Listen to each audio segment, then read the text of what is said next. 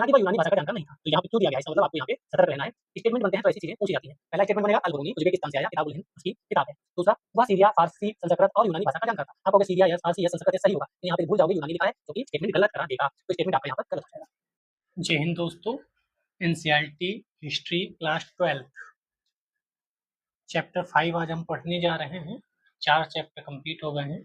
अगर आप नए हैं तो चैनल पर विजिट करिए और अपने काम की जो भी चीज़ें हैं उसका फ्री ऑफ कॉस्ट लाभ उठा सकते हैं। टेलीग्राम लिंक और सभी प्लेलिस्ट डिस्क्रिप्शन बॉक्स में है। आज का चैप्टर बहुत महत्वपूर्ण होने जा रहा है, क्योंकि कई ऐसे यात्री हैं जिनके बारे में पूछा जाता रहा है, चाहे वह उनकी किताब के बारे में हो या वह किस समय आए, किसके समक्ष उपस्थित हुए, किसके दरबार में गए और किसके समकालीन थे, पूछा जाता है। चैप्टर का नाम है यात्रियों के नजरिए। हम 10th से लेकर 17वीं सदी तक पढ़ेंगे, यानी अब हम मिडाइवल में प्रवेश कर चुके हैं, मध्यकालीन इतिहास में प्रवेश कर चुके हैं। इससे पहले के जो 4 चैप्टर हम लोगों ने पढ़े वह एंशिएंट हिस्ट्री के थे। अब हम 5, 6, 7, 8 जो पढ़ेंगे वह मिडाइवल के होंगे, मध्यकालीन के। फिर 9, 10, 11, 12 जो पढ़ेंगे वह मॉडर्न हिस्ट्री के होंगे। नए हैं तो 7th क्लास की एनसीईआरटी आपको मिल जाएगी प्लेलिस्ट मैराथन 8-9 घंटे की, उसको देखकर यहाँ आएंगे तो अच्छा रहेगा, क्योंकि 6th क्लास की एनसीईआरटी एंशिएंट की है, वो देख कर आए तो यहाँ का 1 to 4 चैप्टर पढ़ें। वहाँ से 7th क्लास की एनसीईआरटी पढ़ें जो कि मध्यकालीन की है, वो यहाँ आकर 5 से 8 पढ़ें, 5, 6, 7, 8। फिर वहाँ की 8th क्लास की एनसीईआरटी आधुनिक भारत का इतिहास है, उसको पढ़ के आए। फिर यहाँ 9 to 12 पढ़ें। यहाँ के 4 चैप्टर एंशिएंट, मिडाइवल, मॉडर्न के हैं। वहाँ पूरी 6, 7, 8 एंशिएंट, मिडाइवल और मॉडर्न की है। ठीक, चलिए शुरू करते हैं पढ़ना। जो महत्वपूर्ण है बताते रहेंगे, बाकी महिलाओं और पुरुषों ने कार्य की तलाश में प्राकृतिक आपदाओं से बचाव के लिए व्यापारियों, सैनिकों, पुरोहितों, तीर्थ यात्रियों के रूप में या फिर साहस की भावना से प्रेरित होकर यात्राएं की। तो यहाँ पे महिलाओं और पुरुषों दोनों की बातें की जा रही हैं। वे जो किसी नए स्थान पर आते हैं अथवा बस जाते हैं, निश्चित रूप से एक ऐसी दुनिया को समझ पाते हैं जो भूदृश्य भौतिक परिवेश के संदर्भ में और साथ ही लोगों की प्रथाओं, भाषाओं, आस्थाओं, व्यवहार में भिन्न होती है। तो कोई भी नया व्यक्ति आएगा, मान लो चीन से कोई आ रहा है या अरब से आ रहा है, तो उसके लिए यहाँ का जो क्लाइमेट है, यहाँ का जो भूदृश्य है, भौतिक परिवेश है, यहाँ की प्रथाएं हैं, कल्चर है, भाषा है, आस्था है, व्यवहार है, लोगों के रहने का तरीका है, कपड़े हैं, खान पीन है, खाना पीना है, सब कुछ कहीं ना कहीं बदला हुआ मिलता है। इनमें से कुछ इन भिन्नताओं के अनुरूप ढल जाते हैं, अन्य जो कुछ हद तक विशिष्ट होते हैं ध्यानपूर्वक अपने वृत्तांतों में लिख लेते हैं कि क्या क्या मैंने देखा। ये कई बार कहा जाता है कोई नई जगह पे जाएं तो आप लिखते रहें वहां कि आप क्या देख कर आ रहे हो, लेकिन हम लोग लिखने की आदत से आगे निकल आए। अब हम लिखना नहीं जानते, ज़्यादा से ज़्यादा फोटो खींच लेंगे, वरना वह भी नहीं, सेल्फी लेते हैं, चीज़ों की फोटो कम खींचते हैं। जिनमें असामान्य उल्लेखनीय बातों को अधिक महत्व दिया जाता है, जैसे दुर्भाग्य से हमारे पास महिलाओं द्वारा छोड़े गए वृत्तांत लगभग ना के बराबर हैं, लगभग ना के बराबर। हालांकि हम यह जानते हैं कि वे भी यात्राएं करती थी। तो पहला तो क्वेश्चन स्टेटमेंट यहीं से बन जाएगा और आप गलत करके आएंगे, क्योंकि आपने महिलाओं के नाम ही नहीं सुने। आप फायान, फैंसांग और कई लोगों के नाम सुनेंगे, लेकिन महिलाओं के नाम नहीं सुनेंगे। इसका मतलब ये नहीं कि महिलाएं नहीं थी। सुरक्षित मिले वृत्तांत अपनी विषय वस्तु के संदर्भ में अलग अलग प्रकार के होते हैं। कुछ दरबार की गतिविधियों से संबंधित होते हैं, सबका लिखने का तरीका अलग अलग होता है। कुछ दरबार के बारे में लिखते हैं, कुछ धार्मिक विषयों पर लिखते हैं, कुछ स्थापत्य की बात लिखते हैं और कुछ स्मारक पर। जैसे उदाहरण की बात करें तो 15वीं शताब्दी में बहुत इंपॉर्टेंट है विजयनगर साम्राज्य, जहाँ से क्वेश्चन 100% पूछा ही जाता है। ठीक है, 15वीं शताब्दी में विजयनगर शहर, हम अध्याय 7 में पढ़ेंगे, बहुत इंपॉर्टेंट है, वहां से क्वेश्चन मिलता ही है, इस बार भी पिछले बार भी। तो विजयनगर शहर है, अध्याय 7 में हम पढ़ेंगे। सबसे महत्वपूर्ण विवरणों में से एक है हेरात से आए एक राजनयिक अब्दुल रज्जाक समरकंदी से प्राप्त होता है। यानी अब्दुल रज्जाक समरकंदी विजयनगर साम्राज्य के समय में आए थे। ठीक है, उनके विवरण बहुत से दिए गए हैं। कई बार यात्री सुदूर क्षेत्रों में नहीं जाते थे, उदाहरण के लिए मुगल साम्राज्य हम 8 और 9 में पढ़ेंगे। क्यों? क्योंकि 8 मध्यकालीन का एंड होगा और 9 मध्यकालीन का आधुनिक कालीन का शुरुआत होगी। और जो मुगल साम्राज्य है वह आधुनिक काल के शुरू होने पे और मध्यकाल के समाप्त होने पे दोनों जगह मिलता है। ठीक है। प्रशासनिक अधिकारी कभी कभी साम्राज्य के भीतर ही भ्रमण करते हैं और अपनी टिप्पणियां दर्ज करते हैं। इनमें से कुछ अपने ही देश की लोकप्रिय प्रथाओं, जनवार्ताओं, परंपराओं को समझना चाहते हैं। इस अध्याय में हम यह देखेंगे कि उपमहाद्वीप में आए यात्रियों द्वारा किए गए सामाजिक जीवन के विवरणों के अध्ययन से किस प्रकार हम अपने अतीत के विषय में ज्ञान बढ़ा सकते हैं। 3 व्यक्ति महत्वपूर्ण हैं। एक तो अल-बरूनी, जो 11वीं शताब्दी में उज़्बेकिस्तान से आए। 3 चीजें बहुत महत्वपूर्ण है, कौन, कब, कहाँ से। और इब्न बतूता आए जो 14वीं शताब्दी में आए मोरक्को से। फिर एक फ्रांसवा बर्नियर आए 17वीं शताब्दी में फ्रांसीसी से। इनका क्रोनोलॉजी याद कर लो। सबसे पहले अल-बरूनी आए, फिर इब्न बतूता आए, फिर फ्रांसवा बर्नियर आए। ठीक है। तो Al-Biruni, Ibn Battuta, Francois Bernier. Al-Biruni Uzbekistan से, आज का जो उज़्बेकिस्तान है। इब्न बतूता आज का मोरक्को है। फ्रांसवा फ्रांसीसी, फ्रांसवा से आप याद कर सकते हैं। ऊपर अब्दुल रज्जाक को हम देख चुके हैं, विजयनगर साम्राज्य में आए थे। पान के पत्ते इन्होंने नए देखे। और यहाँ पर नारियल, कई यात्रियों ने नारियल तथा पान जैसी चीजों को असामान्य माना। क्यों माना? क्योंकि उनके यहाँ नहीं होती। आपके यहाँ होती हैं जो चीजें, वह आपके लिए सामान्य है। आपके यहाँ जो नहीं होती वो एकदम से दिख जाए तो आपको लगेगा अरे वाह, ये ऐसे लगते हैं, ये ऐसे बनते हैं। ये चैप्टर में ये पेज डबल है तो कोई दिक्कत मत लेना। पूरी तरह से भिन्न सामाजिक सांस्कृतिक पृष्ठभूमि से आने के कारण ये लेखक दैनिक गतिविधियों, प्रथाओं के प्रति अधिक सावधान रहते थे। देशज लेखकों के लिए यह सभी विषय सामान्य थे जो वृत्तांत में दर्ज करने योग्य नहीं थे। मतलब जो ये बातें हैं ये यहाँ के लोगों के लिए तो नॉर्मल है ना, पान, नारियल यहाँ के लिए नॉर्मल है, लेकिन जो बाहर से आ रहा है उसके लिए नहीं है। तो वो लिखेगा कि एक मैंने ऐसी चीज देखी जो अंदर से बहुत कठोर थी, उसमें बाल जैसे कुछ थे, अंदर सफेद थी, उसमें पानी भरा था, तो वो लिखेगा। हमारे यहाँ ये नॉर्मल है। ठीक है। अल-बरूनी के उद्देश्य। एक अल-बरूनी ने अपने कार्य का वर्णन इस प्रकार किया है, उन लोगों के लिए सहायक जो हिंदुओं धार्मिक विषयों पर चर्चा करना चाहते हैं, लोगों के लिए एक सूचना का संग्रह उनके साथ संबद्ध होना चाहता है। ठीक है। अल-बरूनी, किताब का नाम किताबुल हिंद, मोस्ट इंपोर्टेंट, कई एग्जाम्स में बार बार पूछी जाती है। अल-बरूनी किताब उल हिंद। ख्वारिज़्म से पंजाब तक, मतलब अल-बरूनी का जन्म जन्म उज़्बेकिस्तान में ख्वारिज़्म एक जगह है, वहाँ हुआ था 973 में। ख्वारिज़्म शिक्षा का एक महत्वपूर्ण केंद्र था, तो ये ध्यान रखिएगा, ख्वारिज़्म शिक्षा का एक महत्वपूर्ण केंद्र था। अल-बरूनी ने उस समय उपलब्ध सबसे अच्छी शिक्षा प्राप्त की। कई भाषाओं का ज्ञात था, सीरियाई भाषा जानता था, फारसी जानता था, हिब्रू जानता था और संस्कृत भी शामिल थी। हालांकि वह यूनानी भाषा का जानकार नहीं था। तो यहाँ पे क्यों दिया गया है, इसका मतलब आपको यहाँ पे सतर्क रहना है। स्टेटमेंट बनते हैं तो ऐसी चीजें पूछी जाती हैं। पहला स्टेटमेंट बनेगा अल-बरूनी उज़्बेकिस्तान से आया, किताबुल हिंद उसकी किताब है। दूसरा, वह सीरिया, फारसी, संस्कृत और यूनानी भाषा का जानकार था। आप कहोगे सीरिया यस, फारसी यस, संस्कृत यस, सही होगा। यहाँ पे भूल जाओगे यूनानी लिखा है, जो कि स्टेटमेंट गलत करा देगा। तो स्टेटमेंट आपका यहाँ पर गलत हो जाएगा। ठीक है। फिर भी वह प्लेटो और अन्य यूनानी दार्शनिकों के कार्यों से पूरी तरह परिचित था। क्योंकि यूनानी नहीं जानता था, फिर भी प्लेटो से परिचित था, उनकी भाषाओं, उनकी दार्शनिक जो कार्य हैं उनसे परिचित था, जिन्हें उसने अरबी अनुवादों के माध्यम से पढ़ा था। यहाँ 1017 ख्वारिज़्म पर आक्रमण के पश्चात सुल्तान महमूद यहाँ के कई विद्वान और कवियों को अपने साथ अपनी राजधानी गजनी ले गया। महमूद गजनवी, अल-बरूनी भी उनमें से एक था। वह बंधक के रूप में गजनी आया था। धीरे धीरे उसे यह शहर पसंद आने लगा। 70 वर्ष की आयु में उसने अपनी मृत्यु तक उसने अपना बाकी जीवन यही बिताया। गजनी में ही अल-बरूनी की भारत के प्रति रुचि विकसित हुई। यह कोई सामान्य बात नहीं थी। 8वीं शताब्दी से ही संस्कृत में रचित खगोल विज्ञान, गणित, चिकित्सा संबंधी कार्यों का अरबी भाषा में अनुवाद होने लगा था। ध्यान रखिएगा, 8वीं सदी में ही जो भी किताबें हमारे यहाँ थी उनका अरबी भाषा में अनुवाद होने लगा था। पंजाब के गजनवी साम्राज्य का हिस्सा बन जाने के बाद पंजाब को यानी गजनी ने अपना हिस्सा बना लिया था। ये भी लाइन यहाँ से समझ में आती है। स्थानीय लोगों से संपर्क हुआ, आपसी विश्वास समझ का वातावरण बनने में मदद की। अल बरूनी ने ब्राह्मण पुरोहितों विद्वानों के साथ कई वर्ष बिताए, संस्कृत धर्म दर्शन का ज्ञान प्राप्त किया। उसका यात्रा कार्यक्रम स्पष्ट नहीं है, फिर भी प्रतीत होता है उसने पंजाब उत्तर भारत के कई हिस्सों की यात्रा की थी। अगर यही स्टेटमेंट बना दिया जाए कि अल बरूनी दक्षिण भारत की यात्रा करके कई वृत्तांत लिखकर गया है, तो स्टेटमेंट गलत हो जाएगा।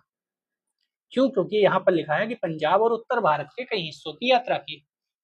सीधे स्टेटमेंट बना दे अलबरूनी विजयनगर साम्राज्य में गया था, गलत हो जाएगा, क्योंकि कहाँ विजयनगर साम्राज्य किस समय में था और अलबरूनी किस समय में आया था। समय विपरीत था, समय अलग अलग था, विपरीत तो नहीं अलग अलग था, इनका समय अलग उनका समय अलग। उसके लिखने के समय यात्रा वृत्तांत अरबी साहित्य का एक मान्य हिस्सा बन चुके थे। वृत्तांत पश्चिम में सहारा रेगिस्तान से उत्तर में वोल्गा नदी तक फैले क्षेत्रों से संबंधित है। ग्रंथों का अनुवाद, यहाँ से क्वेश्चन पूछा जा चुका है।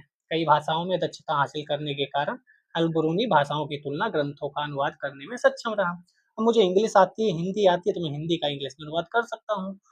सिंपल सी बात है। उसने कई संस्कृत कृतियों, जिनमें ध्यान से देखो पतंजलि का व्याकरण पर ग्रंथ भी शामिल है, अरबी में अनुवाद किया। यहाँ से क्वेश्चन आ चुके होंगे एग्जाम में, ठीक है, कई एग्जाम्स होते रहते हैं। तो पतंजलि का व्याकरण पर ग्रंथ जो है उसका अरबी में अनुवाद किसने किया? अल बरूनी ने। अपने ब्राह्मण मित्रों के लिए उसने यूक्लिड, एक यूनानी गणित है, के कार्यों का संस्कृत में भी अनुवाद किया। यह भी याद रखिएगा, यहाँ से क्वेश्चन बन सकते हैं। दोनों स्टेटमेंट बना देगा क्वेश्चन। अल बरूनी के विषय में निम्नलिखित कथनों पर विचार कीजिए। नंबर 1, अल बरूनी ने पतंजलि का व्याकरण ग्रंथ अरबी में अनुवाद किया था, सही। दूसरा बनाएगा, यूक्लिड एक यूनानी गणित के कार्यों का हिंदी में अनुवाद किया था। आप कहोगे हाँ हाँ हिंदी में तो किया था, सही सही, जबकि ये गलत है क्योंकि हिंदी में नहीं संस्कृत में अनुवाद किया था। आपको मैं बताता रह रहा हूँ कहाँ पे आप फंसेंगे। अगर आप ऐसे नहीं पढ़ेंगे एनसीईआरटी तो आपका नुकसान है। 1500 ईस्वी से पहले भारत में अल बरूनी को कुछ ही लोगों ने पढ़ा होगा, भारत से बाहर कई अन्य लोग संभवतः ऐसा कर चुके होंगे, यानी 1500 तक कुछ ही लोगों ने पढ़ा था। क्यों? किताबुल हिंद अरबी में लिखी थी, पहली बात तो यही। सीधे पूछता है फारसी में लिखी थी, स्टेटमेंट में पूछेगा कि अल बरूनी ने किताबुल हिंद फारसी में एक बहुत बढ़िया किताब लिखी है, आप बह जाओगे कि हाँ हाँ अल बरूनी ने तो लिखी थी किताबुल हिंद जयराम जी की, करके आंसर लगाओगे और आंसर हो जाएगा गलत, क्योंकि अरबी में लिखी थी फारसी में नहीं। अल बरूनी की कृत किताबुल हिंद की भाषा सरल और स्पष्ट है। या एक विस्तृत ग्रंथ है जहां फंसाया जाएगा, हाईलाइट पहले से है, कुछ चीजें नहीं है तो मैं कर दूंगा।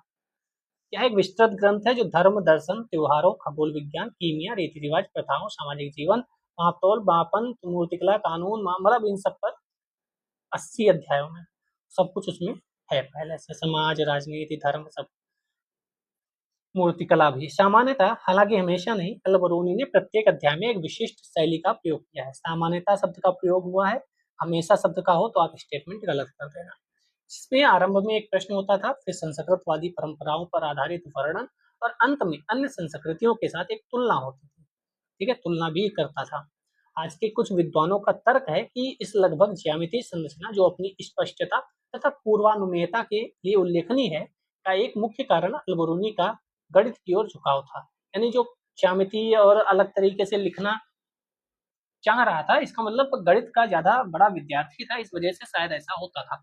यहीं से स्टेटमेंट बना के क्वेश्चन पूछे जाते हैं। अल बरूनी जिसने लेखन में भी अरबी भाषा का प्रयोग किया, तो ध्यान रखना अरबी भाषा का प्रयोग किया था। संभवतः अपनी कृतियां उपमहाद्वीप के सीमांत क्षेत्रों में रहने वाले लोगों के लिए लिखी थी। वह संस्कृत, पाली, प्राकृत ग्रंथों के अरबी भाषा में अनुवादों रूपांतरणों से परिचित था। इनमें दंत कथाओं से लेकर खगोल विज्ञान चिकित्सा संबंधी कृतियां सभी शामिल थी। पर साथ ही इन ग्रंथों की लेखन सामग्री शैली के विषय में उसका दृष्टिकोण आलोचनात्मक था और निश्चित रूप से वह उनमें सुधार करना चाहता था। यानी जो लेखन सामग्री शैली थी उसकी आलोचना भी किया करता था, सिर्फ ये नहीं था कि हाँ सब बढ़िया है पढ़ लो चलो, ठीक है। हिंदू हिंदू शब्द लगभग छठी पांचवी शताब्दी ईसा पूर्व में प्रयुक्त होने वाले प्राचीन फारसी शब्द, इसका प्रयोग सिंधु नदी के पूर्व के क्षेत्रों के लिए होता था। मतलब सिंधु नदी जो है उसके पूर्व में जो लोग रहते हैं उनको ये लोग सिंधु यानी हिंदू कहा जाता था। अरबी लोगों ने फारसी शब्द को जारी रखा और इस क्षेत्र को अल हिंद तथा यहाँ के निवासियों को हिंदी कहा। कालांतर में तुर्कों ने सिंधु से पूर्व में रहने वाले लोगों को हिंदू, उनके निवास क्षेत्र को हिंदुस्तान, उनकी भाषा को हिंदवी नाम दिया। तो ये ध्यान रखिएगा, तुर्कों ने। इनमें से कोई भी शब्द लोगों की धार्मिक पहचान का द्योतक नहीं था।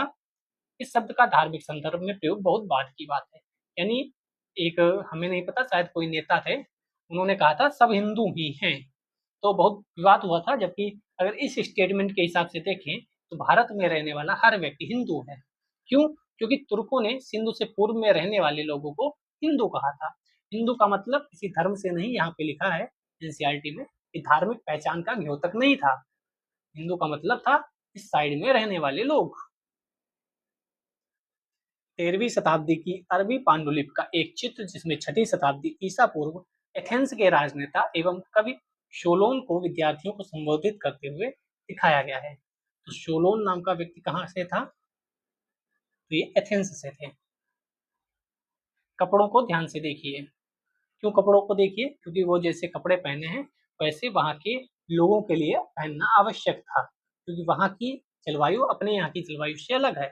जलवायु के हिसाब से कपड़े होते हैं अधिकतर जगह। बात को बदल गए वो अलग बात है। आप राजस्थान के वस्त्र परिधान को देखेंगे तो आप समझे कि वहाँ की जो जलवायु है उसके अनुसार वह जल कपड़े पहन रहे हैं। इब्न बतूता का रहला। अब दूसरा व्यक्ति इब्न बतूता, एक कौन पढ़ाए दूसरे को पढ़ेंगे। या ध्यान रखना उन्होंने पतंजलि की जो व्याकरण है उसको अनुवाद किया था। ध्यान रखना, बहुत इंपॉर्टेंट पुस्तक है। एक आरंभिक विश्व यात्री। इब्न बतूता द्वारा अरबी भाषा में लिखा गया उसका यात्रा वृत्तांत, जिसे रहला कहा जाता है, 14वीं शताब्दी में भारत उपमहाद्वीप के 14th में आया था। सामाजिक सांस्कृतिक जीवन के विषय में बहुत ही प्रचुर तथा रोचक जानकारियां थी। मोरक्को के इस यात्री का जन्म तंजीर के सबसे सम्मानित शिक्षित परिवारों में से एक, जो इस्लामी कानून अथवा शरिया पर अपनी विशेषज्ञता के लिए प्रसिद्ध था, उसमें हुआ था। अपने परिवार की परंपरा अनुसार इब्न बतूता ने कम उम्र में ही साहित्यिक और शास्त्रूढ़ शिक्षा हासिल कर ली थी। कोई दिक्कत नहीं, यहाँ से क्वेश्चन नहीं पूछा जाएगा। अपनी श्रेणी के अन्य सदस्यों के विपरीत इब्न बतूता पुस्तकों के स्थान पर यात्राओं से अर्जित अनुभवों का ज्ञान का अधिक महत्वपूर्ण स्रोत मानता था। यानी वही यात्रा करना पसंद था और कोई लाइन इसमें महत्वपूर्ण नहीं है। उसे यात्राएं करने का बहुत शौक था और वह नए नए देश और लोगों के विषय में जानने के लिए जाता था। 1332-33 में भारत के लिए प्रस्थान करने से पहले मक्का की तीर्थ यात्राएं सीरिया, इराक, फारस, यमन, ओमान, पूर्वी अफ्रीका के कई तटीय बंदरगाहों की यात्राएं कर चुका था। ठीक है। इस समय भारत में कौन राजा था, कौन सुल्तान था, ये बताइएगा जब इब्न बतूता आया था। मध्य एशिया के रास्ते होकर इब्न बतूता 1333 में स्थल मार्ग से सिंध पहुंचा। ध्यान रखिएगा, यहाँ पे लिख देगा जल मार्ग से सिंध पहुंचा, तो स्थल मार्ग से आया था। दिल्ली के सुल्तान उस समय में एमबीटी हुआ करते थे। एमबीटी हम लोगों का शॉर्टकट होता है, एफएसटी, एमबीटी। एमबीटी मतलब मोहम्मद बिन तुगलक, एक दिल्ली के बहुत बड़े सुल्तान। बड़े लोगों में जब नाम आता है दो तीन का, उसमें मोहम्मद बिन तुगलक को भी रखा जाता है। के बारे में सुना, कला और साहित्य के एक दयाशील संरक्षक के रूप में उसकी ख्याति से आकर्षित बतूता ने मुल्तान और उच्च के रास्ते होकर दिल्ली की ओर प्रस्थान किया। सुल्तान उसकी विद्वता से प्रभावित हुआ, दिल्ली का काजी या न्यायाधीश नियुक्त किया। ये बहुत इंपॉर्टेंट है, स्टेटमेंट में सीधे यहीं से कॉपी पेस्ट होगा, फिर आप कहना कि एनसीईआरटी से नहीं आया है। जहां से क्वेश्चन बनेगा मैं बताता रहता हूँ। सीरीज को 10 बजे शुरू होगी, 15 या 10 मिनट की। उसमें मैं एनसीईआरटी के क्वेश्चंस कराऊंगा, जो आप एग्जाम तक इतने रेडी हो जाएं कि एनसीईआरटी से कोई क्वेश्चन आएगा आपका गलत नहीं होगा। फिर एनसीईआरटी खत्म हो जाएगी तो हम जो मेन बुक है वहां से कराने लगेंगे। 15-10 क्वेश्चन रोज होंगे और आपका टाइम भी ज्यादा नहीं जाएगा, 10-15 मिनट जाएगा और बहुत ज्यादा क्वेश्चन आप प्रिपेयर कर लोगे। जब सोने चलो उसको पढ़ लो और बस, या सोने से के बाद जब उठो तो उस 10 क्वेश्चन को लगाओ और फिर उठ के अपना काम करो। जिससे आप 10 क्वेश्चन लगाओगे, सही लगे तो उस कंपटीशन बहुत ज़्यादा है, इसलिए 10 क्वेश्चन अगर सही निकले तो आप इस खुशी में अच्छा पढ़ लोगे कि देखो मैं बढ़िया तैयारी कर रहा हूँ। और 10 क्वेश्चन में गलत हुए तो आप उस टेंशन में बढ़िया पढ़ लोगे कि यार बहुत पीछे हैं, आज पूरे दिन मुझे 10 घंटे पढ़ना ही पढ़ना है। तो ये चालू करूंगा मैं, ठीक है। आप बताइएगा ये कितना अच्छा है। वह इस पद पर कई वर्षों तक रहा, फिर उसने विश्वास खो दिया तो उसे कारागार में भी डाला गया। सोचो, काजी बनाया जाता है, काजी बहुत बड़ी चीज होती थी उस समय, आप जानते हैं दिल्ली की काजी या न्यायाधीश नियुक्त होना, आज भी न्यायाधीश नियुक्त होना बहुत बड़ी बात है। फिर उसे कारागार डाल दिया गया। फिर क्या हुआ? बाद में सुल्तान उसके बीच की गलतफहमी दूर होने के बाद उसे राजकीय सेवा में फिर से बुला लिया गया और 1342 ईस्वी में मंगोल शासक के पास सुल्तान के दूत के रूप में चीन जाने का आदेश दिया गया। ये भी पूछा जाता है कौन था जो चीन गया था, तो इब्न बतूता ही था। और देखो 1342 में मंगोल शासक के पास, यानी उस समय मंगोल शासक हुआ करते थे। और मंगोल शासक पे क्वेश्चन यूपीएससी ने 2022 से में शायद 2022 में पूछा था, 22 या 23 में ही पूछा था। ध्यान रखिएगा क्वेश्चन यहाँ से बनते हैं। यहाँ पे क्या लिखा हुआ है, घोंसले से निकलता पक्षी, रेहला से लिया गया उदाहरण है, आप जाके इसको पढ़ सकते हैं। 30 वर्ष वह यात्राओं में रहा, फिर घर पहुंचा इब्न बतूता। अपनी नई नियुक्ति के साथ इब्न बतूता मध्य भारत के रास्ते मालाबार तट की ओर बढ़ा। मालाबार से वह मालदीव गया, जहां 18 महीनों तक काजी के पद पर रहा। मालदीव में भी भाई साहब काजी के पद पर रहे। सोचो कितना प्रभावशाली व्यक्तित्व होगा, जहां जाते हैं वहां। फिर उसने श्रीलंका जाने का निश्चय किया। बाद में एक बार फिर वह मालाबार तट तथा मालदीव गया और चीन जाने के अपने कार्य को दोबारा शुरू करने से पहले बंगाल असम भी गया। तो ये ध्यान रखो कहाँ कहाँ गए। मालाबार तट आप जानते हैं केरल वाले के पास, यानी ये पूरे हिंदुस्तान में टहले थे। हाँ, यानी मालाबार तट गए तो यहाँ पे हो गया, इधर गए श्रीलंका में, असम भी हुआ है, बंगाल भी हुआ है, इधर मालदीव भी हुआ है। मालदीव इधर थोड़ी है, मालदीव इधर है नीचे, मालदीव भी होया बंदा। तो ये गया था थोड़े लंबे समय तक। पर जहाज से सुमात्रा गया, सुमात्रा से एक अन्य जहाज से चीनी बंदरगाह वहां गया। ये नाव का चित्र आपको दिख रहा होगा। जायतुन उस शहर का नाम था जहाँ चीन में गया था इब्न बतूता, आज उसे क्वांझू के नाम से जाना जाता है। उसने व्यापक रूप से चीन में यात्रा की, वह बीजिंग तक गया, लंबे समय तक नहीं ठहरा। 1347 में वापस अपने घर जाने का निश्चय किया। चीन के विषय में उसके वृत्तांत की तुलना मार्को पोलो, जिसने 13वीं शताब्दी के अंत में वेनिस से चलकर चीन की यात्रा की थी, वृत्तांत से की गई। तो मार्को पोलो भी इम्पोर्टेंट पर्सन था। तो आप ये देख सकते हैं सीधे, अगर एक लाइन में क्वेश्चन यूपीएससी पूछेगा तो पूछेगा कौन सा व्यक्ति था जो मोरक्को से चलकर दिल्ली दरबार में मोहम्मद बिन तुगलक के सामने आया और मोहम्मद बिन तुगलक ने उसे दिल्ली का काजी नियुक्त किया, फिर कारागार में डाल दिया, फिर उसे चीन जाने के लिए कहा। तो नीचे 4-5 नाम होंगे, उसमें से आपको इब्न बतूता को टिक करना पड़ेगा। ऐसे क्वेश्चन पूछा है यूपीएससी ने बार बार, आप जाकर पीवाईक्यू प्लेलिस्ट बनी हुई है, डिस्क्रिप्शन बॉक्स में जाकर उसको देख सकते हैं। इब्न बतूता ने नवीन संस्कृतियों, लोगों, आस्थाओं, मान्यताओं आदि के विषय में अपने अभिमत को सावधानी कुशलतापूर्वक दर्ज किया। क्या ध्यान में रखना होगा कि यह विश्व यात्री 14वीं शताब्दी में यात्राएं कर रहा था, यानी 14th में। जब आज की तुलना में यात्रा करना अधिक कठिन है तो उस समय कितना जोखिम भरा होगा आप समझ सकते हैं। इब्न बतूता के अनुसार उसे मुल्तान से दिल्ली की यात्रा में 40 और सिंध से दिल्ली की यात्रा में 50 दिन का समय लगा था। दौलताबाद से दिल्ली की दूरी 40, जबकि ग्वालियर से दिल्ली की दूरी 10 दिन में तय की जा सकती थी, और तब भी इतना ज्यादा समय लग रहा था।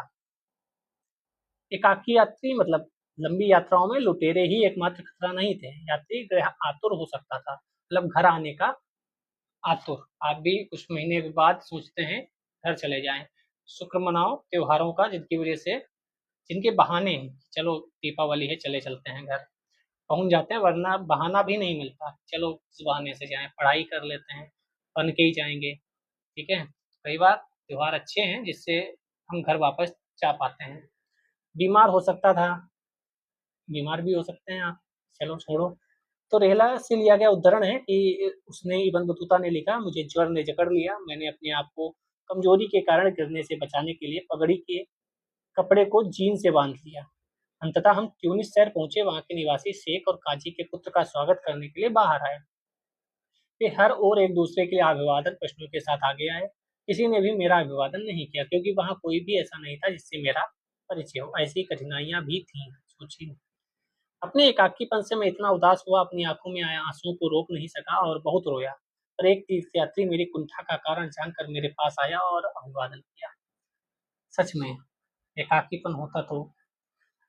अफगानिस्तान, सिंध, पंजाब में इब्न बतूता द्वारा भ्रमण किए गए स्थान, कई जगहों के नाम उस तरह से लिखे गए हैं जिस तरह से इब्न बतूता ने बताया है। ठीक है, तो ये इंडस रिवर आपको दिख रही होगी, पूरी इंडस रिवर है, ठीक है। उसमें ये कई नदियां मिल रही हैं आकर, सतलज और रावी, झेलम, ब्यास जैसी। ये आपको मुल्तान दिख रहा है, अगर हम मुल्तान दिखाएं, ये आपको दिल्ली यानी दिल्ली दिख रही है, ठीक है। ये लाहरी कंधार दिख रहा है आपको, काबुल दिख रहा होगा, ठीक है, ठीक है। यात्रा करना अधिक असुरक्षित भी था। इबन बतूता ने कई बार डाकुओं के समूहों द्वारा किए गए आक्रमण झेले थे। यहाँ तक कि वह अपने साथियों के साथ कारवां में चलना पसंद करता था, पर इससे भी राजमार्गों के लुटेरों को रोका नहीं जा सका। मुल्तान से दिल्ली की यात्रा के दौरान कारवां पर आक्रमण हुआ, उसके कई साथी यात्रियों को अपनी जान से हाथ धोना पड़ा। जीवित बचे, जिनमें इबन बतूता भी शामिल था, बुरी तरह से घायल हो गए थे, ठीक है। तो ये कहानी इबन बतूता के बारे में है। जिज्ञासाओं का उपभोग, मतलब इबन बतूता एक हठीला यात्री था। जैसे हठी नहीं होते हैं कि नहीं मुझे तो खाना है इसलिए। इसने उत्तर पश्चिमी अफ्रीका में अपने निवास स्थान मोरक्को वापस जाने से पूर्व कई वर्ष तक उत्तरी अफ्रीका, पश्चिमी एशिया, मध्य एशिया के कुछ भाग, हो सकता है वह रूस भी गया हो उस समय, क्योंकि रूस उस समय अफगानिस्तान तक हुआ करता था। आज रूस छोटा सा देश है, उस समय शायद रूस बड़ा होता हो, क्योंकि इतनी पुरानी जानकारी मिलना आसान नहीं होता। भारतीय उपमहाद्वीप चीन की यात्रा की थी। जब वह वापस आया तो स्थानीय शासक ने निर्देश दिया कि उसकी कहानियों को दर्ज किया जाए।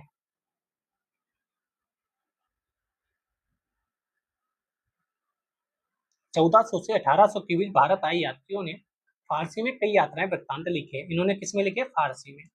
उसने किसमें लिखे थे? अरबी में। उसी समय भारत से मध्य एशिया, ईरान, ऑटोमन साम्राज्य की यात्रा करने वालों ने भी कभी कभी अपने अनुभव लिखे। इन लेखकों ने अल बरूनी, इब्न बतूता के पदचिन्हों का अनुसरण किया। इन्होंने अपने पूर्ववर्ती लेखकों को पढ़ा था। इनमें सबसे प्रसिद्ध लेखक है अब्दुल रज्जाक समरकंदी, पूरा नाम है अब्दुल रज्जाक समरकंदी, जिसने 1440 के दशक में दक्षिण भारत की यात्रा की थी। फिर आते हैं महमूद वली बल्खी, और 1620 व्यापक रूप से यात्राएं की। फिर आते हैं शेख अली हाजिन, इन सबके नाम याद रखना क्रोनोलॉजी में। 1740 के दशक में उत्तर भारत आया था। कौन दक्षिण भारत की यात्रा करता है, कौन उत्तर भारत ही रहता है, ये भी महत्वपूर्ण है। कुछ लेखक भारत से सम्मोहित थे, और यहाँ तक उनमें से एक महमूद बल्खी, जो 1620 में अभी ऊपर पढ़े थे, ये वाला इंसान, बल्कि तो कुछ समय के लिए सन्यासी भी बन गया था। तो सीधे पूछा जाएगा कौन था वो सन्यासी बन गया था, तो महमूद बल्कि, महमूद वली बल्कि। कुछ अन्य जैसे हाजिन भारत से निराश हुए, यहाँ तक कि घृणा भी करने लगे। तो ये जो हाजिन आए थे उत्तर भारत 1740 में, ये पूछ देगा। ये स्टेटमेंट है सीधे, पहला स्टेटमेंट, महमूद बल्कि कुछ समय के लिए सन्यासी बन गया था। दूसरा दूसरा स्टेटमेंट, हाजिन भारत से निराश हुए, यहाँ तक कि घृणा भी करने लगे। अब इनको इंटरचेंज कर देगा, महमूद बल्कि की जगह हाजिन कर देगा। हाजिन कुछ समय के लिए सन्यासी भी बन गए थे, हाजिन की जगह बल्कि करेगा। महमूद बल्कि भारत से निराश हुए, यहाँ तक कि घृणा भी करने लगे। तो आपको इतने अच्छे से याद रखना है कि किसने घृणा की, कौन सन्यासी बना, क्योंकि क्वेश्चन यही फंसाया जाता है। यहाँ कुछ लोग आपके पास बैठे हैं, पंचायत लगी हुई है, अगर अपनी भाषा में कहें। इब्न जुजाई नाम का भी एक व्यक्ति था, जिसे इब्न बतूता के श्रुत लेखों को लिखने के लिए नियुक्त किया गया था। बस इतना याद रखना बस। भारतीय इतिहास में इब्न जुजाई कौन था, तो ये बहुत इंपॉर्टेंट है। फ्रांसवा बर्नियर, चिकित्सक थे भाई, फ्रांस के। 1500 में आते हैं। 1500 ईस्वी में भारत में पुर्तगालियों के आगमन के पश्चात उनमें से कई लोगों ने भारतीय सामाजिक रीति रिवाज, धार्मिक प्रथाओं के विषय में विस्तृत वृत्तांत लिखे। उनमें से कुछ चुनिंदा लोगों जैसे जेसुइट रॉबर्टो नोबिली ने तो भारतीय ग्रंथों को यूरोपीय भाषा में अनुवादित भी किया। किसने किया था, सिंपल पूछिए जाएगा। स्टेटमेंट देगा तो जेसुइट रॉबर्टो की जगह किसी और का नाम लिख देगा। तो जेसुइट रॉबर्टो नोबिली ने भारतीय ग्रंथों को यूरोपीय भाषाओं में अनुवाद किया था। सबसे प्रसिद्ध यूरोपीय लेखकों में दुआल्टे बरबोसा ये भी थे, जिसने दक्षिण भारत में व्यापार और समाज का एक विस्तृत विवरण लिखा है। कौन था वो जिसने दक्षिण भारत में व्यापार और समाज का विस्तृत विवरण लिखा है? यहाँ से भी स्टेटमेंट बनेगा, ध्यान रखिएगा। 1600 ईस्वी के बाद भारत में आने वाले डच, अंग्रेज, फ्रांसीसी यात्रियों की संख्या बढ़ने लगी। एक प्रसिद्ध यात्री थे फ्रांसीसी चौहरी जॉन बैप्टिस्ट टैवर्नियर, ये जौहरी थे, चिकित्सक नहीं थे, और ये चिकित्सक थे, जौहरी नहीं थे। तो टैवर्नियर का भी नाम याद रखिएगा, फ्रांस से आए थे, जिनमें कम से कम 6 बार भारत यात्रा की। ये भी ध्यान रखना कौन सा व्यक्ति है जो फ्रांस से आया था और 6 बार भारत की यात्रा करता है, और विशेष रूप से भारत की व्यापारिक स्थितियों से बहुत प्रभावित था। विशेष रूप से भारत, उसने भारत की तुलना ईरान से की थी, ये भी ध्यान रखिएगा। भारत की तुलना ईरान से किसने की थी? तो टैवर्नियर ने की थी। ऑटोमन साम्राज्य हुआ करता था उस समय तुर्की, तो भारत की तुलना ईरान और ऑटोमन साम्राज्य से की। इनमें से कई यात्री जैसे इतालवी चिकित्सक थे मनुकी, ये भी चिकित्सक थे, कभी भी यूरोप वापस नहीं गए, भारत में ही बस गए। निम्नलिखित में से कौन व्यक्ति है जो इतालवी चिकित्सक था और वापस यूरोप कभी नहीं गया? मनुकी का नाम आपको याद आना चाहिए। फिर आते हैं फ्रांस का रहने वाला फ्रांसवा बर्नियर, चिकित्सक थे, राजनीतिक थे, दार्शनिक थे, इतिहासकार थे। इस क्वेश्चन को मैंने कहीं तो देखा है, किस एग्जाम में देखा पता नहीं, क्वेश्चन आ चुका है, या तो किसी टेस्ट सीरीज में देखा हो। कई और लोगों की तरह ही वह मुगल साम्राज्य में अफसरों की तलाश में आया था, यानी मुगल साम्राज्य के समय में आते हैं भाई साहब फ्रांसवा बर्नियर, चिकित्सक फ्रांस के।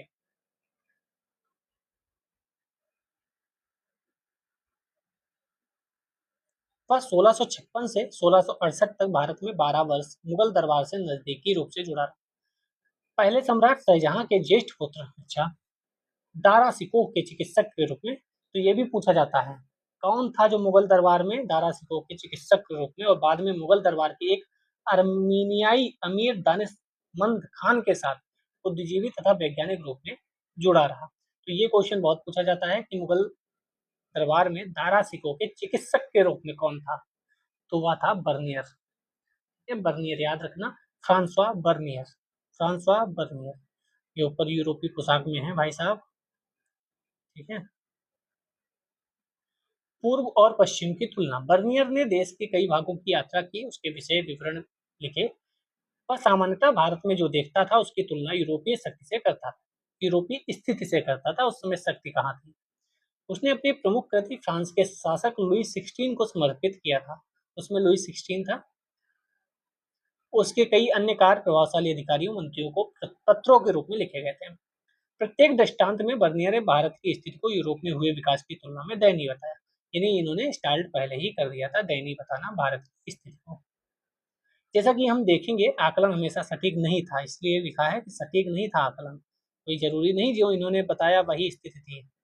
जब उसके कार्य प्रकाशित हुए तो बर्नियर के वृत्तांत अत्यधिक प्रसिद्ध हुए, इसलिए लोगों को लगा कि दयनीय स्थिति थी। बर्नियर ने कई बार मुगल सेना के साथ यात्राएं की, ये भी ध्यान रखिएगा, किसने यात्राएं की थी? बर्नियर ने। सेना के कश्मीर कूच के संबंध में दिए गए विवरण से एक अंश दिया गया है। सेना जब मुगल की कश्मीर में कूच कर रही थी तो बर्नियर साहब वहां उपस्थित थे, ये लगा दे ना बस। क्या कहा था उन्होंने नींबू के बारे में? इस देश में नींबू के शरबत और दही से अधिक ताजगी भरी वस्तु कोई नहीं मानी जाती। और गर्मियों का हमारा, जब ये दुकान पे बिकने वाली बोतल्स नहीं थी जो आप पीते रहते हो, तो सबसे बढ़िया चीज थी, चीनी मिलाओ, थोड़ा नमक मिलाओ, नींबू मिलाओ पानी में, बढ़िया सा ताजा ठंडा ठंडा पानी निकालो नल से और पियो।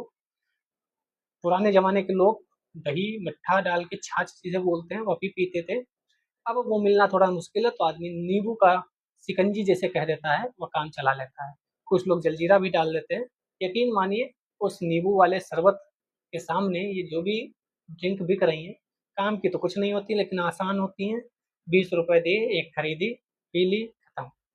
और हर जगह नींबू शरबत अवेलेबल नहीं है, तो तभी जो जीरा वाला आया है वो ज़्यादातर लोग पीने लगे हैं, उन्हें लगता है वो फायदेमंद है, ठीक है।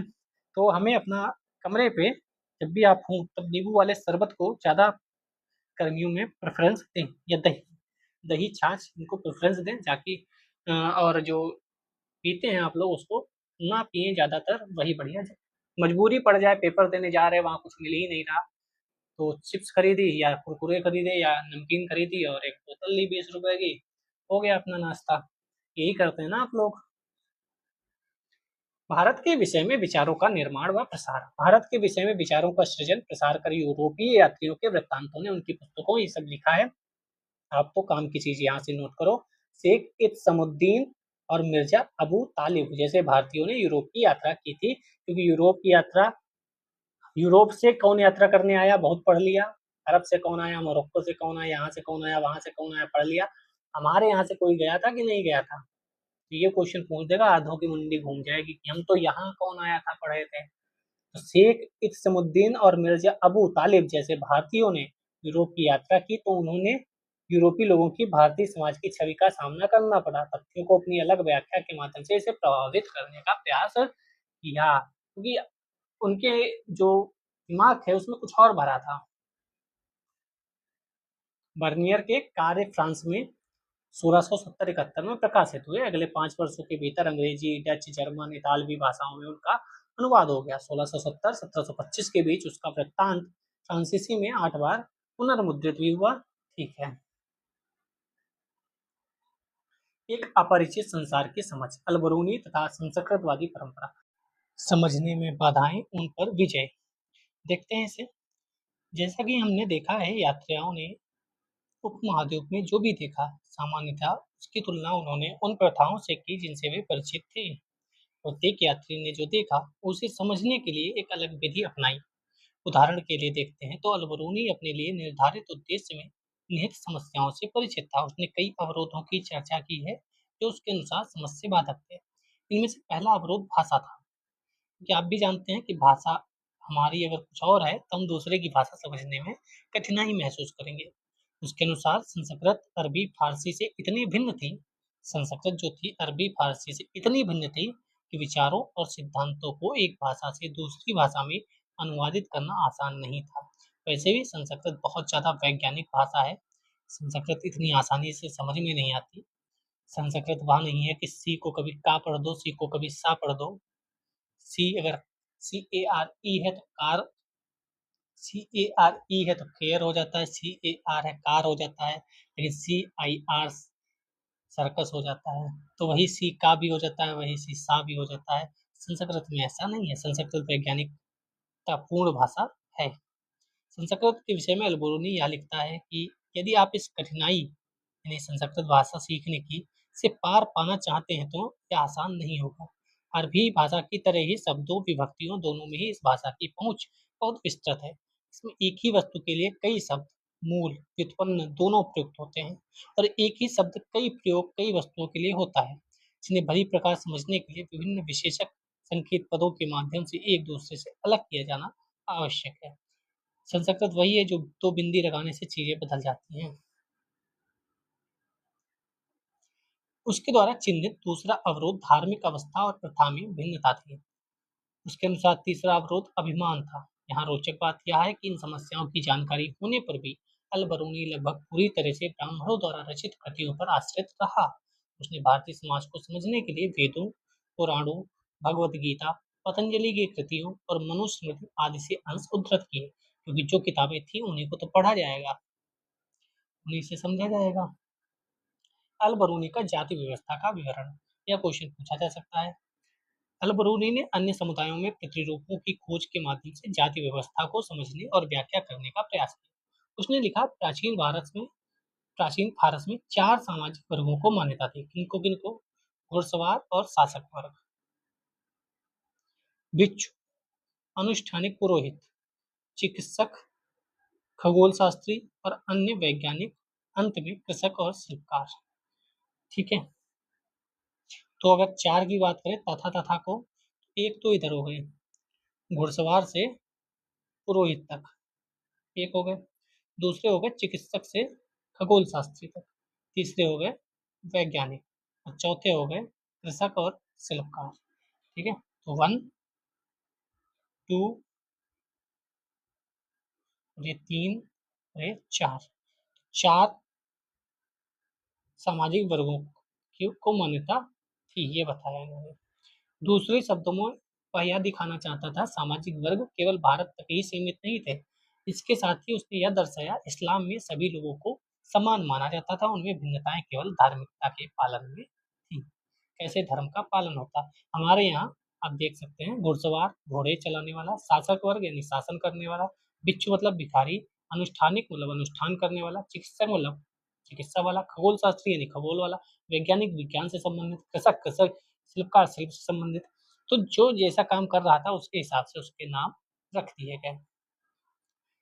जाति व्यवस्था के संदर्भ में ब्राह्मणवादी व्याख्या को मानने के बावजूद अलबरूनी ने अपवित्रता की मान्यता को अस्वीकार किया। उसने लिखा, हर वह वस्तु जो अपवित्र हो जाती है अपनी पवित्रता की मूल स्थिति को पुनः प्राप्त करने का प्रयास करती है और सफल होती है। सूर्य हवा को स्वच्छ करता है, समुद्र में नमक पानी को गंदा होने से बचाता है। अलबरूनी जोर देकर कहता था, यदि ऐसा नहीं होता तो पृथ्वी पर जीवन असंभव होता। उसके अनुसार जाति व्यवस्था में सन्निहित अपवित्रता की अवधारणा प्रकृति के नियमों के विरुद्ध है। यानी वह कहता है जो अपवित्र हो जाता है वो फिर पवित्र होता है, फिर पवित्र, ऐसा चलता रहता है, इसमें कोई दो राय नहीं। पानी भी गंदा होता है, फिर वो ऊपर जाता है, बादल बनता है, फिर स्वच्छ होकर फिर नीचे आ जाता है। या जमीन के ऊपर पानी होता है, वो गंदा होता है, फिर पानी जमीन के अंदर जाता है, फिर स्वच्छ होकर बाहर आ जाता है। तो अपवित्रता और पवित्रता चलती रहती है। ईश्वर ही जानता है। यात्री हमेशा उन्हें बताई गई बातों पर विश्वास नहीं करते थे। अलबरूनी को जब ऐसी लकड़ी की मूर्ति की कहानी के बारे में पता चला जो तथाकथित रूप से इतने वर्षों तक अस्तित्व में रही, तो वह पूछता है कि लकड़ी इतने लंबे समय तक अस्तित्व में कैसे रही होगी, विशेष रूप से ऐसे स्थान पर जहाँ हवा और मिट्टी काफी आर्द्र होती है। ईश्वर ही जानता है। तो ठीक है, कुछ कहानियां, कुछ चीजें होती हैं। वर्ण व्यवस्था के बारे में अलबरूनी क्या कहता है, क्वेश्चन यहाँ से बनते हैं। सबसे ऊंची जाति ब्राह्मणों की है, जिनके विषय में हिंदुओं के ग्रंथ हमें बताते हैं कि वे ब्रह्मन के सिर से उत्पन्न हुए थे, क्योंकि ब्रह्म प्रकृति नामक शक्ति का ही दूसरा नाम है। सिर शरीर का सबसे ऊपरी भाग है, इसलिए ब्राह्मण पूरी प्रजाति के सबसे चुनिंदा भाग है। इसी कारण से हिंदू उन्हें मानव जाति में सबसे उत्तम माने जाते हैं। अगली जाति क्षत्रियों की है, जिनका सृजन ऐसा कहा जाता है ब्राह्मण के कंधों हाथों से हुआ है। दर्जा ब्राह्मणों से अधिक नीचे नहीं है, यानी उनके लगभग बराबर में आते हैं। वैश्य आते हैं। उद्भव ब्रह्मन की ब्रह्म यानी ब्रह्म की जंघाओं से हुआ है। शूद्र, जिनका सृजन चरणों से हुआ था। दो वर्गों के बीच अधिक अंतर नहीं है, लेकिन इन वर्गों के बीच भिन्नता होने पर भी ये एक साथ ही एक शहरों गांव में रहते हैं, समान घरों आवासों में मिलजुल कर। ये जो बात लिखी गई है, इसको अंतिम दो वर्गों के बीच अधिक अंतर नहीं है, लेकिन इन वर्गों के बीच भिन्नता होने पर भी ये एक साथ एक ही शहरों एक गांव में रहते हैं, समान घर आवास में मिलजुल कर। जैसा कि हमने देखा, जाति व्यवस्था के विषय में अलबरूनी का विवरण उनके नियामक संस्कृत ग्रंथों के अध्ययन से पूरी तरह से गहनता से प्रभावित था। इन ग्रंथों में ब्राह्मणों के दृष्टिकोण से जाति व्यवस्था को संचालित करने वाले नियमों का प्रतिपादन किया गया था, लेकिन वास्तविक जीवन में यह व्यवस्था इतनी भी कड़ी नहीं थी। उदाहरण के लिए अंत्यज शाब्दिक अर्थ है व्यवस्था से परे नामक श्रेणियों में सामान्यतः यह अपेक्षा की जाती थी कि वे किसानों और जमींदारों के लिए सस्ता श्रम उपलब्ध कराएं। हम अध्याय 8 में देखेंगे। दूसरे शब्दों में ये अक्सर सामाजिक प्रताड़ना का शिकार होते थे, फिर भी उन्हें आर्थिक तंत्र में शामिल किया जाता था। अब इब्न बतूता के बारे में बात करें तो इब्न बतूता तथा अनजाने को जानने की उत्कंठा, ये ऊपर भी देखे थे, जानने की इच्छा। जब 14वीं शताब्दी में इब्न बतूता दिल्ली आया, उस समय तक पूरा उपमहाद्वीप एक ऐसे वैश्विक संचार तंत्र का हिस्सा बन चुका था कि पूर्व में चीन से लेकर उत्तर पश्चिमी अफ्रीका, यूरोप तक सब कुछ फैला था। इब्न बतूता ने स्वयं इन क्षेत्रों पर बड़े पैमाने में यात्रा की, हमने ऊपर देखा। पवित्र पूजा स्थलों को देखा, विद्वान लोगों शासकों के साथ समय बिताया, काजी के पद पर रहा, विश्ववादी संस्कृति का उपभोग किया। अरबी, फारसी, तुर्की भाषाएं बोलने वाले लोग विचारों, सूचनाओं, ज्ञानों का आदान प्रदान करते थे। ठीक है। पुरुष महिलाओं के जीवन की कहानियां सम्मिलित थी। राजाओं जो निर्दयी तथा दयावान दोनों हो सकते थे। ठीक है। नारियल का वर्णन बहुत अच्छे से इब्न बतूता ने किया है। वृक्ष स्वरूप से सबसे अनोखे तथा प्रकृति में सबसे विस्मयकारी वृक्षों में से एक है। हूबहू खजूर के वृक्ष जैसे दिखते हैं, कोई अंतर नहीं है सिवाय एक अपवाद के। एक से काष्ठ फल प्राप्त होता है, दूसरे से खजूर। नारियल के वृक्ष का फल मानव सिर से मेल खाता है, क्योंकि इसमें भी मानो दो आंखें और एक मुख है। उसके अंदर का भाग हरा होने पर मस्तिष्क जैसा दिखता है।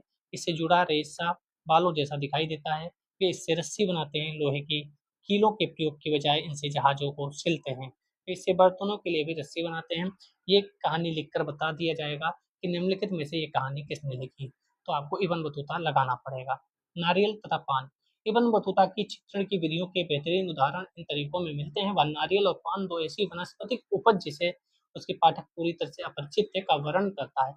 सीधे पूछ दिया जाएगा निम्नलिखित में से किसने नारियल और पान का वर्णन किया है। पान का वर्णन करता है। पान एक ऐसा वृक्ष है जिसे अंगूर लता की तरह उगाया जाता है। पान का कोई फल नहीं होता, उसे केवल इसकी पत्तियों के लिए ही उगाया जाता है। इसे प्रयोग करने की विधि यह है कि इसे खाने से पहले सुपारी ली जाती है, जायफल जैसी ही होती है। इसे तब तक तोड़ा जाता है जब तक इसके छोटे-छोटे टुकड़े नहीं हो जाते। मुँह में रखकर चबाया जाता है, इसके बाद पान की पत्तियों के साथ इन्हें चबाया जाता है। यानी पूछा जाएगा इब्न बतूता ने पान और नारियल की बात की थी कि नहीं? तो निम्नलिखित में से किसने की थी? बस और ज़्यादा कुछ नहीं। अब भारतीय शहरों के बारे में क्या कहता है?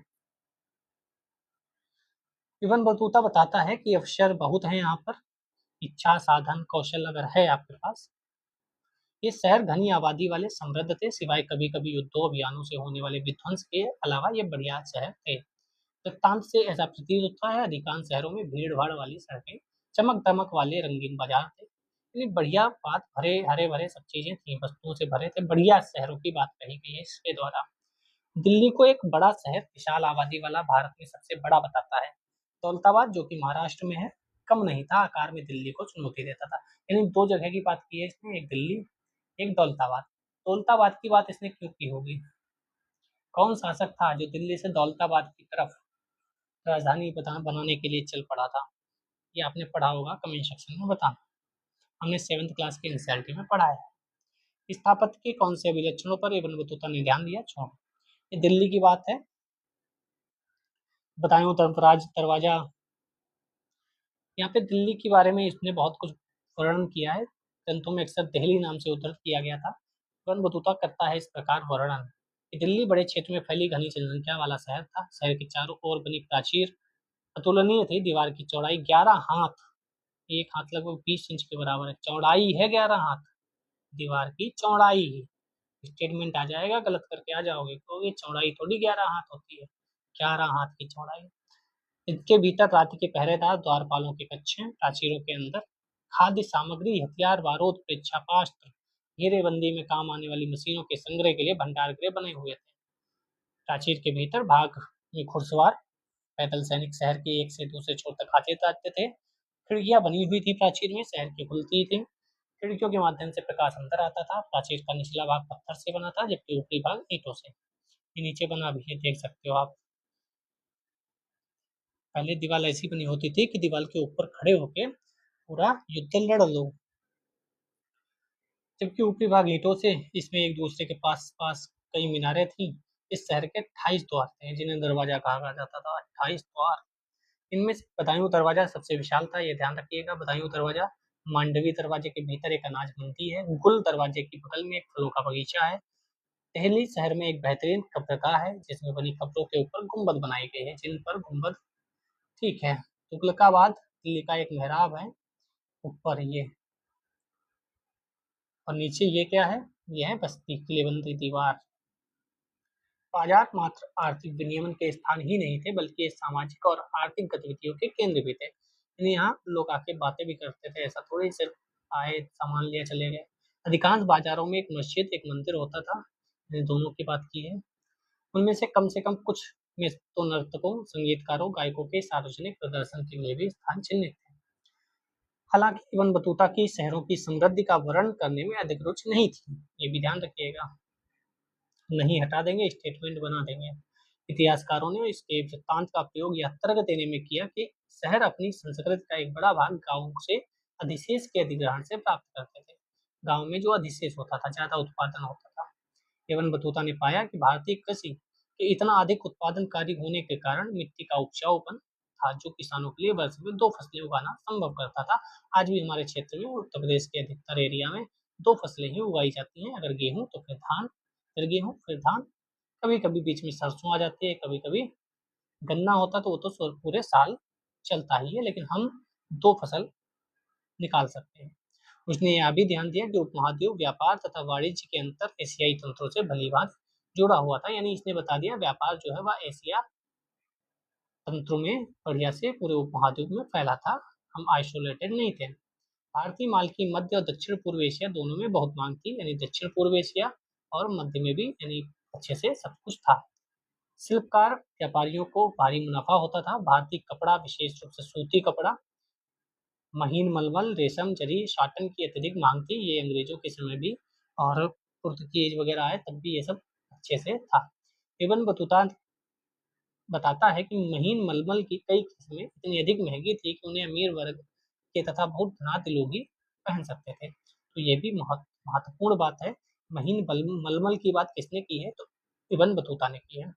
ये इस तरह का एक बुनाई है, ऊपर आप देख सकते हैं। ऐसी आपने साड़ियाँ वगैरह आजकल देखी होंगी, डिजाइन ऐसी ही होती होगी लेकिन बनती भले अलग तरीके की हो। अब रचनाओं महाद्वीप दक्षिण पूर्व एशिया के तटीय उत्पादन केंद्रों में अपनाया गया थी।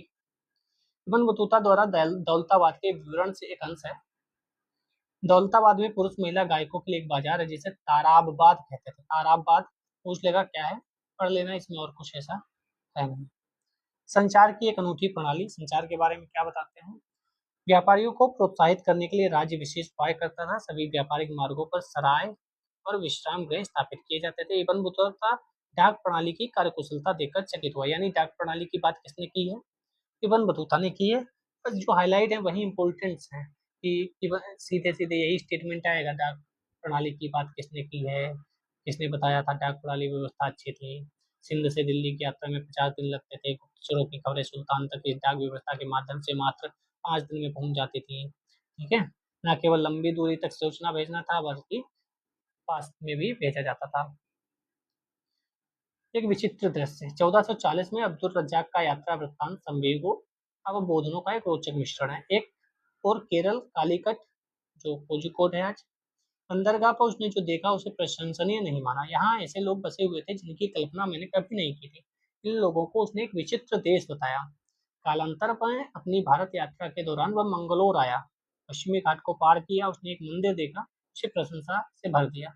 मंगलोर 9 मील के भीतर ही मैंने एक ऐसा पूजा स्थल देखा जो पूरे विश्व में अतुलनीय है। यह वर्गाकार था, इसकी एक भुजा लगभग 10 गज, ऊंचाई 5 गज, जो 4 द्वार मंडपों के साथ पूरी तरह से ढके कांसे से ढका हुआ था। प्रवेश द्वार के द्वार मंडप में सोने की बनी एक मूर्ति थी, मानव आकृति जैसी, आदमकद थी।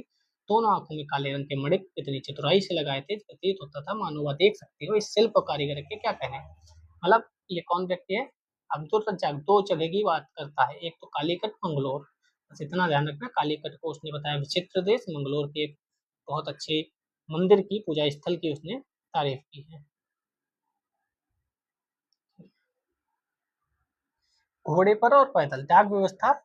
उल्लूक, उल्लूक से कहते थे, ये बस याद रखो।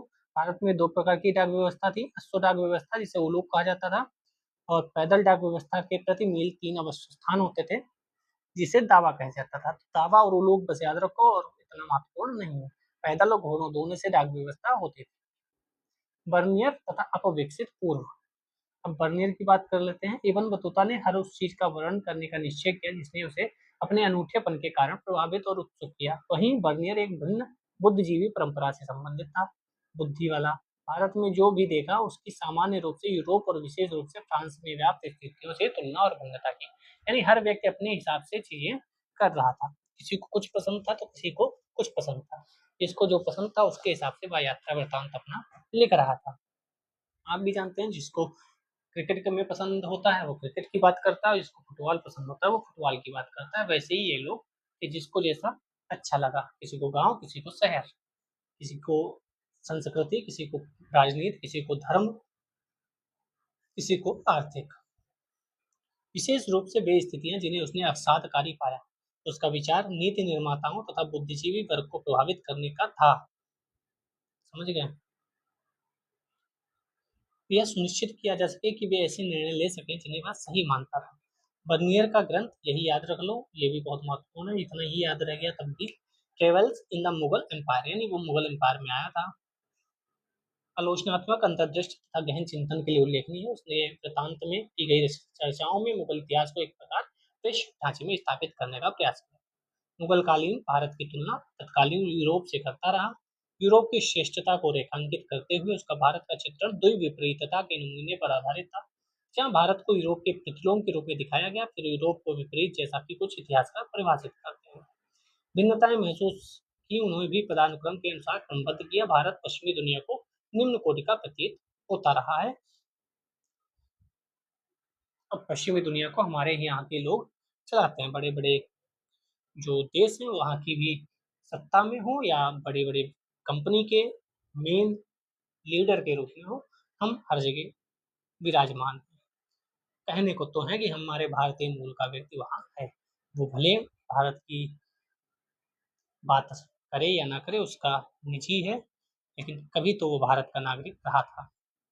व्यापक गरीबी, पेलसल्ट नामक डच यात्री आया था, इसका भी नाम याद रखना क्योंकि रज्जाक और इब्न बतूता सब याद रखते हैं। पेलसल्ट नाम का व्यक्ति अगर पूछ दिया गया क्वेश्चन में तो आधे लोग वहीं पे बेहोश हो जाएंगे कि भैया कहाँ से आ गए, और फिर कहेंगे बहुत कठिन पेपर आया, जबकि एनसीईआरटी से आ जाएगा नाम। तो कभी कभी कठिन सब आता है, क्वेश्चन आते हैं कठिन, लेकिन 100 में 50 तो सही आएंगे ही। उन 50 को करने का प्रयास करो। पेलसल्ट नामक एक डच यात्री ने 17वीं शताब्दी के आरंभिक दशकों में महाद्वीप की यात्रा की। बर्नियर की ही तरह वह भी लोगों में व्यापक गरीबी देखकर अचंभित था। इतनी अधिक तथा दुखद गरीबी में रहते हैं, यानी गरीबी की बात की है, ये याद रखना बस। अभाव का घर था, कठोर कष्ट, दुर्भाग्य, आवास के रूप में चित्रित किया गया है। राज्य को उत्तरदायी ठहराते हुए वह कहता है, कृषकों को इतना अधिक निचोड़ा जाता है कि पेट भरने के लिए उनके पास सूखी रोटी भी मुश्किल से बचती है। इसने बहुत दयनीय स्थिति दिखाई है, ये याद रखिए बस। भूमि स्वामित्व का प्रश्न आया तो बर्नियर क्या कहता है, किसने क्या बात की है बस याद रखना। चाहो तो शॉर्ट नोट्स बना लो। इबन बतूता, इसने ये 5-10 बातें की। बर्नियर ये अब्दुल रजाक ये, ऐसे पॉइंट्स बना लो और एग्जाम में आए तो बस वही याद करके समझ लेना कि सही है स्टेटमेंट या नहीं। बर्नियर के अनुसार भारत और यूरोप के बीच मूल भिन्नताओं में से एक भारत में निजी भू स्वामित्व का अभाव था। उसका निजी स्वामित्व के गुणों में दृढ़ विश्वास था। उसने भूमि पर राज्य की स्वामित्व को राज्य तथा उसके निवासियों दोनों के लिए हानिकारक माना। मतलब ये सोचता था निजी हो। मुगल साम्राज्य में सम्राट सारी भूमि का स्वामी था, जिसे अपने अमीरों के बीच बांटता था। तो ये लाइन याद रखिएगा। और इसके अर्थव्यवस्था समाज के लिए अनर्थकारी परिणाम होते थे, ये इसने बताया है, ये ध्यान रखना इम्पोर्टेंट है। इस प्रकार का अवबोधन बर्नियर तक ही सीमित नहीं था, बल्कि 16वीं-17वीं शताब्दी के अधिकांश यात्रियों के वृत्तांत में मिलता है। तो ये याद रखना, बहुत लोगों ने ऐसा कहा है तो इम्पोर्टेंट हो जाता है। ठीक है। राजकीय भूस्वामित्व के कारण बर्नियर तर्क देता है, भूधारक अपने बच्चों को भूमि नहीं दे सकते थे, इसलिए वे उत्पादन के स्तर को बनाए रखने और उसमें बढ़ोतरी के लिए दूरगामी निवेश के लिए उदासीन नहीं थे। उदासीन थे, सॉरी, उदासीन तो निगेटिव वर्ड होता है। तो वह नहीं रुपया लगाना चाहते थे क्योंकि उन्हें पता था कि ये भूमि हमारी थोड़ी है। जैसे जो कंपनी में काम करते हैं वो कहते हैं कि हमारा तो 5 बजे क्या निकल लेते हैं कि हमारी कंपनी थोड़ी है, घाटे में जाए या फायदे में जाए। कुछ लोग होते हैं जो जानते हैं कि भैया कंपनी में हम काम करते हैं, इसका मतलब दायित्व तो हमारा भी है। तो वही है।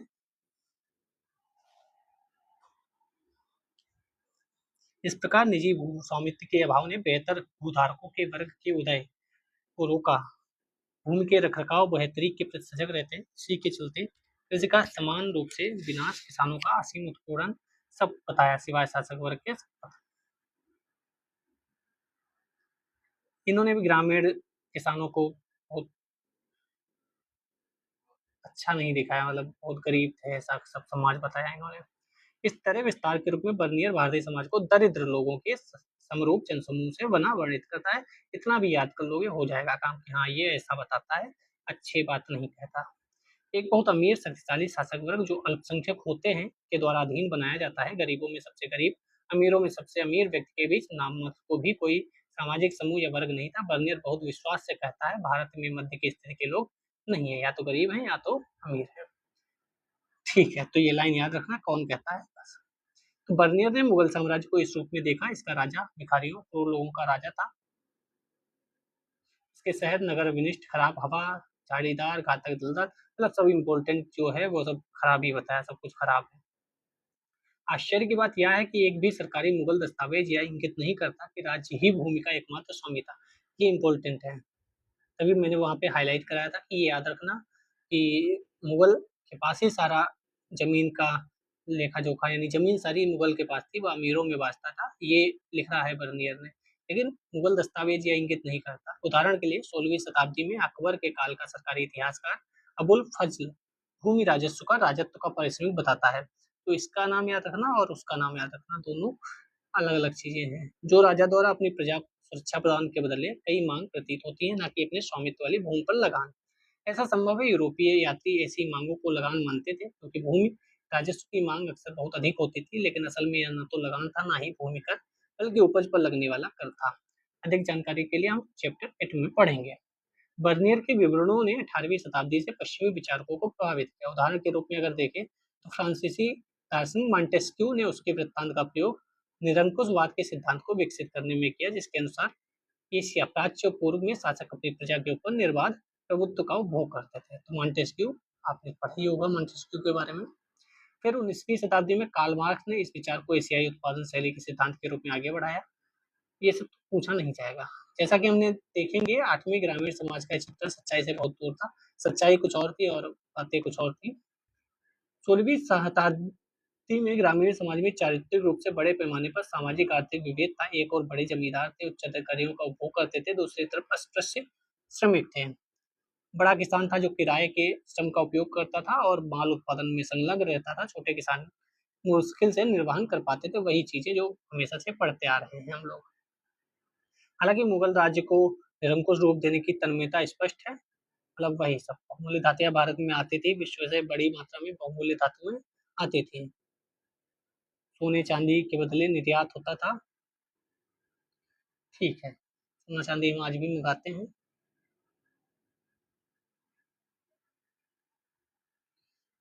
मिस्र में भी नहीं उगाई जाती थी, ये इम्पोर्टेंट पढ़ लेते हैं। यह ध्यान देना आवश्यक है, देश के विस्तृत भूभाग का अधिकांश भाग अत्यधिक उपजाऊ था। बंगाल का विशाल राज्य जो मिस्र से न केवल चावल, मकई, जीवन की अन्य वस्तुएं के उत्पादन में बल्कि उन अनगिनत वाणिज्यिक वस्तुओं के संदर्भ में मिस्र से भी नहीं उगाई जाती थी, जैसे रेशम, कपास, नील कहीं आगे हैं। नहीं, हमारे यहाँ बहुत बढ़िया खेती होती थी। कढ़ाई, गलीचा, जरी, चांदी के वस्त्र, ये सब बढ़िया से सूती वस्त्र निर्यात करते थे हम लोग। ये सब तो आपको पता ही है। सोने का चम्मच आप देख सकते हैं, पन्ने और मणिक जड़े हुए मुगलकालीन शिल्पकला। यहाँ पे शिल्पकला दिख रही है, चम्मच है, सोने के चम्मच में खाना खाएंगे। 17वीं शताब्दी में जनसंख्या का लगभग 15% भाग नगरों में रहता था, या औसतन उसी समय पश्चिमी यूरोप की नगरी जनसंख्या के अनुपात से अधिक था। यानी हमारे यहाँ अधिक लोग रहते थे शहरों में। इम्पोर्टेंट है भाई, स्टेटमेंट बन गया, फंस जाओगे। बर्नियर मुगलकालीन शहरों को शिविर नगर कहता था। कैसे पढ़ते हैं, क्वेश्चन बन सकता है। 17वीं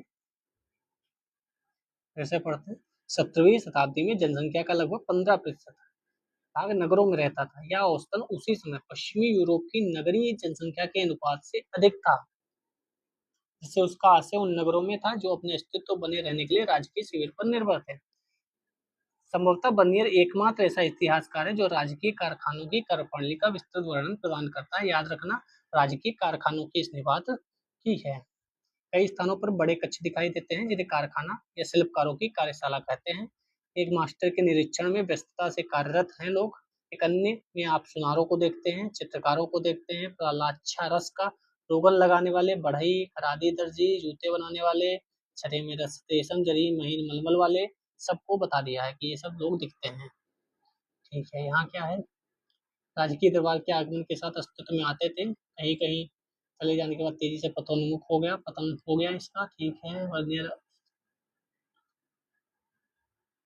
सब प्रकार के केंद्र थे, उत्पादन, व्यापारिक, बंदरगाह, धार्मिक, तीर्थ स्थान। ठीक है, पश्चिमी भारत में ऐसे समूहों को महाजन कहा जाता था। महाजन व्यापारी टाइप लोग जो थे,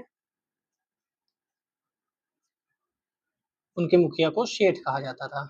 आज भी महाजन शब्द उपयोग होता है, व्यापारी लोगों के लिए महाजन शब्द का उपयोग किया जाता था। सेठ, आज भी सेठ नाम का जिक्र होता रहता है।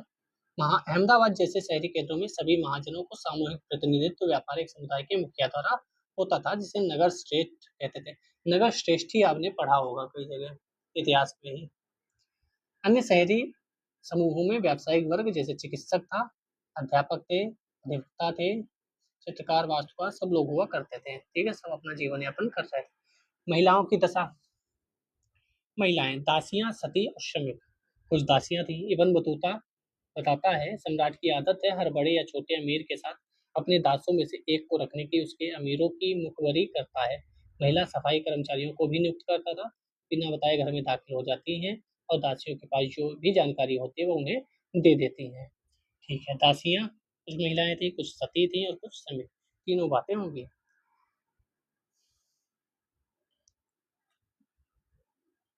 उदाहरण के लिए बाजारों में दास किसी भी अन्य वस्तु की तरह खुलेआम बेचे जाते थे, रूप दिए जाते थे। ये याद रखिएगा, ये तो सबको पता ही है, आपको भी पता है। इब्न बतूता सिंध पहुंचा तो उसने सुल्तान मोहम्मद बिन तुगलक के लिए भेंट स्वरूप घोड़े, ऊंट और दास खरीदे।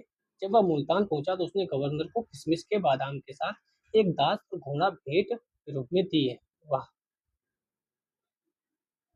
इब्न बतूता बताता है मोहम्मद बिन तुगलक नसीरुद्दीन नामक धर्मोपदेशक के प्रवचन से इतना प्रसन्न हुआ कि उसे 1 लाख टके मुद्रा और 200 दास दे दिए। नसीरुद्दीन, याद रखिएगा इस नाम को, स्टेटमेंट बन सकता है। 200 दास, भाई 2-4 दे दो, सेवा करेंगे। 200 दास का क्या करेगा वो? गजब। दासों की क्या हालत होती होगी सोचो। इब्न बतूता के विवरण से प्रतीत होता है दासों में काफी विभेद था। सुल्तान की सेवा में कार्यरत कुछ दासियां संगीत और गायन में निपुण थीं। इब्न बतूता सुल्तान की बहन की शादी के अवसर पर उनके प्रदर्शन से खूब आनंदित हुआ। सुल्तान अपने अमीरों पर नजर रखने के लिए दासियों को भी नियुक्त करता था। घरेलू काम करते हुए वहां से चीजें यानी जानकारी हथिया लेती थी। आज भी कई ऐसे खुफिया एजेंसीज भी ऐसे कुछ काम करती हैं और कई ऐसे लोग हैं जो ऐसे काम करते हैं। बर्नियर ने सती प्रथा को विस्तृत विवरण के लिए चुना। तो बर्नियर, याद रखिएगा, सती प्रथा की बात किसने की है? बर्नियर एग्जाम्स में आ चुका है। उसने लिखा, हालांकि कुछ महिलाएं प्रसन्नता से मृत्यु को गले लगा लेती थी, अन्य को मरने के लिए बाध्य किया जाता था। ठीक है, ये तो आप जानते ही होंगे चीजें। ठीक है, काल रेखा है, कब कौन आया, यहाँ से क्वेश्चन बनते हैं। ठीक है, मार्को पोलो इटली से आया था 1254-1323 में। क्रोनोलॉजी पूछी गई है एग्जाम्स में। इब्न बतूता मोरक्को से आया 1304-77 में। फिर आया अब्द अल रज्जाक कमाल अल दिन इब्न इसहाक अल समरकंदी। समरकंदी याद रखना, समरकंद से आए थे भाई साहब। और यहाँ है फिर निकितिन, रूस से आए थे, भारत में बिताए 1466 से 72, यानी रूस से भी लोग आए हैं। फिर दुर्ते बरबोसा, हमने पढ़ा नहीं है लेकिन बरबोसा पुर्तगाल से आए थे, ये भी बहुत इंपॉर्टेंट पर्सन है। सैयद अल रईसी, ये भी इंपॉर्टेंट पर्सन है, तुर्की से आए थे। अंतोनिये स्पेन से आए थे, ये भी महत्वपूर्ण है। महमूद वली बल्खी, हमने पढ़ा है इनको। पीटर मुंडी तो इम्पोर्टेंट है ही, आप जानते हैं। टेवर्नियर भी हमने पढ़ा है, वर्नियर तो बहुत ही पढ़ा है। तो यहाँ जहाँ कोई अन्य संकेत नहीं, तिथियां यात्री के जीवन काल को बताती है। यानी भारत में बिताए वर्ष है, मृत्यु का वर्ष है, भारत की यात्रा है। जहाँ पे कुछ नहीं लिखा, इसका मतलब है उनकी जन्म और मृत्यु के बीच की कहानी बताई गई है। ठीक है, तो ये लेखन कार्य आप करेंगे तभी बेहतर रहेगा। और आज के लिए इतना ही, मिलते हैं नेक्स्ट वीडियो में। जय जय भारत।